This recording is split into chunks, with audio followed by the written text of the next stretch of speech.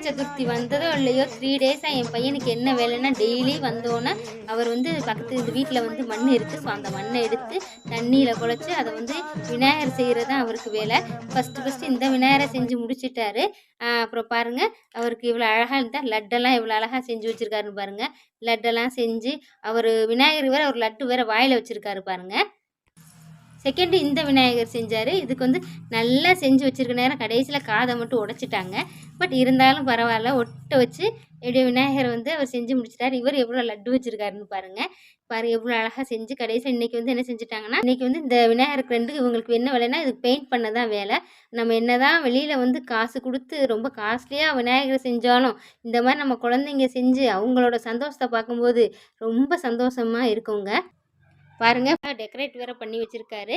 So இந்த என்ன தான் நம்ம காஸ்ட்லியாக வந்து கடையில் காசு கொடுத்து நம்ம வந்துட்டு விநாயகரை வாங்கினாலும் நம்ம பசங்க செஞ்ச இந்த விநாயகரை வந்து வச்சு நம்ம வந்து சாமி கும்பிடும்போது அதில் இருக்க சந்தோஷம் நிஜமாகவே சிறப்பு தாங்க, ஸ்பெஷல் தாங்க. அதில் அவங்களுக்கு இருக்க சந்தோஷம் இருக்குது, அதை அனுபவிக்கிறதே பெரிய சந்தோஷம்தான். ஸோ எங்களுக்கு இந்த விநாயகர் சதுர்த்தி ரொம்ப சந்தோஷமாக அமைஞ்சதுங்க. அனைவருக்கும் இனிய விநாயகர் சதுர்த்தி நல்வாழ்த்துக்கள்.